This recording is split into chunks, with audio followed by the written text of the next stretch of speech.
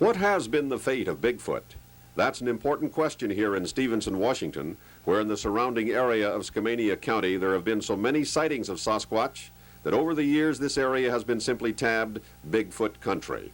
But it wasn't entirely with tongue-in-cheek that Skamania County commissioners, more than a decade ago, passed an ordinance providing severe penalties for anyone wantonly killing a Bigfoot. A leader in that drive was Roy Kraft, then publisher and now editor emeritus of the town's newspaper. We had guys coming in here with high-powered rifles and everything else looking for ones, because they'd heard that old story that the Smithsonian Institution had offered $3 million for one, dead or alive, see? And we had these guys in here that would shoot at anything that moved. God, they were coming in helicopters and nets and high-powered rifles and everything else, you know. 3 years ago, when Johnny-come-lately Oregon was considering similar legislation, Skamania County Deputy Sheriff Jack Wright showed us a 1969 area of Bigfoot investigation. I've never seen any prints like that. They were large, very large in size. Prints, they were a long stride where we could find them. The area was partially covered with snow, up to maybe 4 or 5 inches deep, and then it was bare in other places. This was probably early in March. So Sheriff Klausner and I came out and we melted sulfur and poured in and made the casts.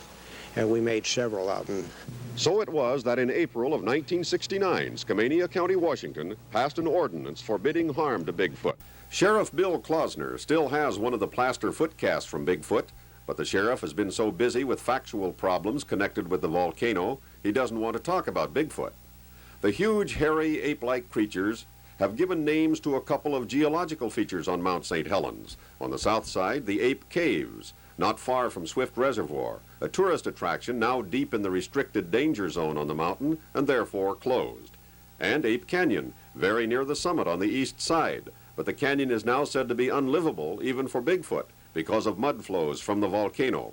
If Bigfoots are real, were they caught along with countless other wildlife and buried by the volcano? I don't know. I've been rather expecting some sort of activity. We usually get some over the years. We've usually gotten some sightings fairly early at this time of year.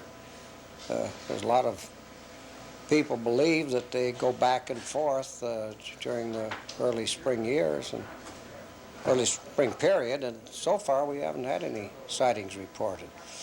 But I too have thought about it in connection with St. Helens, with all of the stirring around and the rumbling and the tremors and whatnot, that we might get some sightings. And for the St. Helens Sasquatch, could we not reserve a place in memory? Perhaps not on a scale invoked by the tragedy of Harry Truman, but on a scale befitting the titillating legend of Bigfoot.